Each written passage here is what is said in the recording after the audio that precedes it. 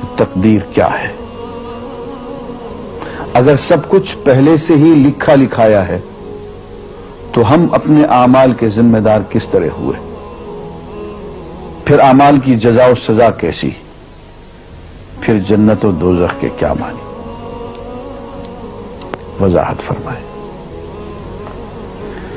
بھئی سچی بات یہ ہے کہ اس سوال نے ایک عرصے تک مجھے بھی ستائے رکھا،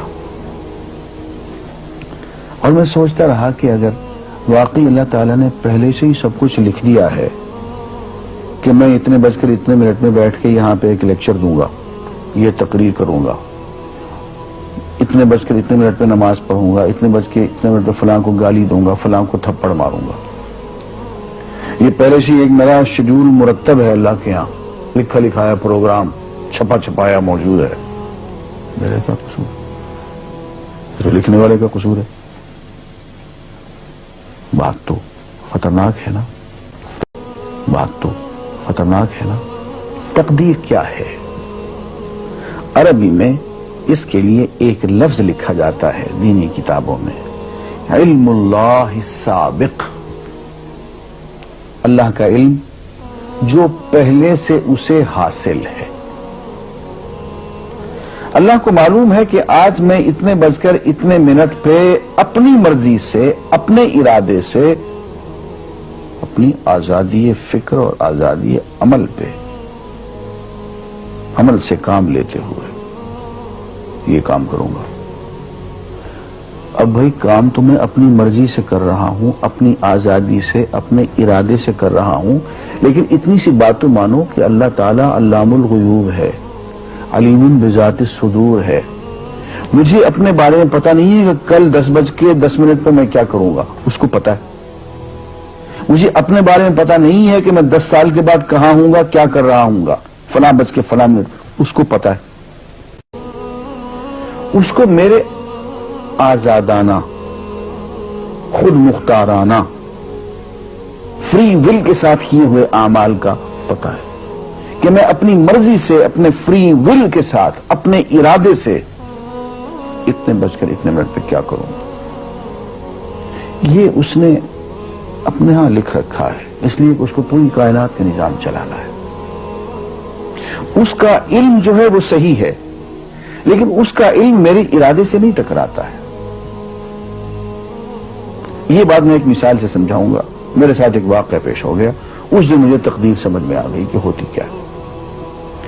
1971 کی بات ہے کہ یہاں اکاؤنٹنٹ جنرل آفس میں میں ڈپٹی اکاؤنٹنٹ جنرل تھا. اس زمانے میں ایک مشہور نجومی تھا شیخ صادق، یہاں قلعہ گزر سنگھ میں رہتا تھا. وہ پتہ نہیں بیچارہ زندہ ہے یا فوت ہو گیا. انہوں نے دروازہ کھولا، میرے کمرے میں آ گیا. ہاں صاحب، ہم آپ کی خدمت کرنا چاہتے ہیں، ہم آپ کو مستقبل کے بارے میں کچھ بتانا چاہتے ہیں. میں نے کہا بھائی میرے پاس فضول باتوں کے لیے وقت نہیں ہے، میں علم نجوم وغیرہ کو، اس قسم کے یہ فضول باتوں کو میں نہیں مانتا ہوں، مشغول آدمی ہوں، ان چکروں میں مجھے مت ڈالو. اس نے کہا سر مجھے صرف 1 منٹ تو آپ دے دیں. میں نے کہا ہاں 1 منٹ دیتا ہوں. اس نے ایک بہت بڑا کاغذ میرے سامنے لکھا جس پہ 40 خانے بنے ہوئے تھے، 40 چیزوں کے نام لکھے ہوئے تھے، مختلف چیزوں کے نام، کتاب، قلم، اینک، کاپی، دوات، پینسل، میز، بادل، برکھا، مسجد، مندر، ایسی ایٹ رینڈم چیزوں کے نام، 40 چیزوں کے نام لکھے ہوئے تھے. وہ کہنے صاحب آپ ان میں سے کسی ایک چیز پہ انگلی رکھ دیں یا اس کا نام آپ اس کاغذ پہ لکھ دیں. اور مجھے یہ کہتے کہتے اس نے ایک پیس آف پیپر میری میز سے اٹھایا اور اس پہ کچھ لکھا اور اس کو یوں الٹا کے رکھ دیا. میں نے کہا تم نے یہ کیا کیا؟ کہنے لگے جی میں نے وہ چیز لکھ دی ہے، وہ نام جو ابھی آپ لکھیں گے. تو اب میں پریشان ہو گیا. تماشا کی بات ہے نا کہ جو چیز میں سوچ سوچ کے اپنے ارادے سے، اپنی مرضی سے ابھی لکھوں گا، اس نے پہلے جو لکھ کے وہاں رکھ چھوڑ دیے میرے سامنے. اب میں سوچ میں پڑ گیا کہ یار وہ چیز لکھوں جو اس نے نہ لکھی ہو. کبھی میں اس کا ارادہ کروں، کبھی اس کا ارادہ کروں. میں تنگ آ کے آخر میں نے کسی ایک چیز کو لکھ دیا، میری یہ ہے.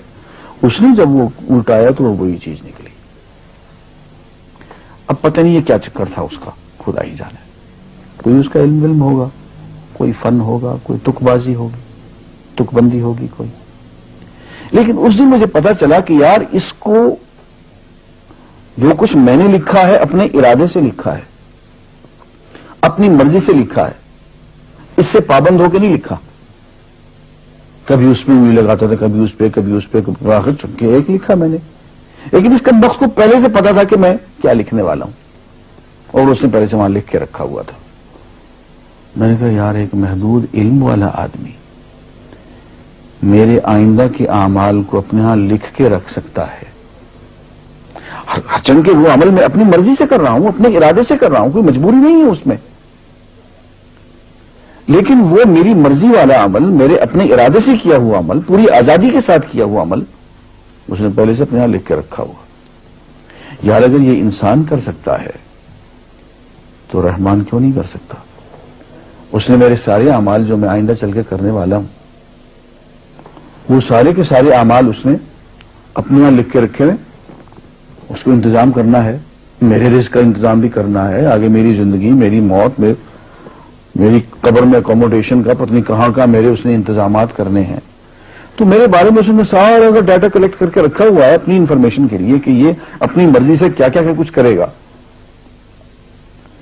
تو اس کے لکھے ہوئے ہونے سے میری مرضی ختم نہیں ہوتی، میری ذمہ داری ختم نہیں ہوتی، میرا ارادہ، میری فری ول ختم نہیں ہوتی. یہی وجہ ہے کہ ہم جو اعمال کرتے ہیں اس میں سے اللہ تعالیٰ اس کی کچھ ذمہ داری ہم پہ ضرور ہوتی ہے. کچھ کام اللہ تعالیٰ کا ایک نظام ہے، اس میں شاید ہماری ذمہ داری نہ ہو، وہاں جبر ہو. لیکن کچھ اعمال ایسے ہیں جن میں خالصتاً ہمیں آزادی حاصل ہے، ہمیں اختیار حاصل ہے، ہم ان کے ذمہ دار ہیں، ہمیں ان پہ جزا ملے گی، ہمیں ان پہ سزا ملے گی، اللہ تعالیٰ بچائے.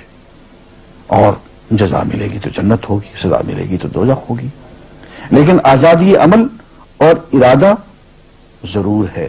یہ الگ بات ہے کہ اللہ تعالیٰ کو پہلے سے ہی معلوم ہے کہ ہم اپنے ارادے سے اور اپنی آزادی اور اپنی مرضی سے ہم آج اور کل اور پرسوں اور سال بھر کے بعد اور 10-20 سال کے بعد ہم کیا کیا کریں گے اس کے ہاں لکھا ہوا ہے.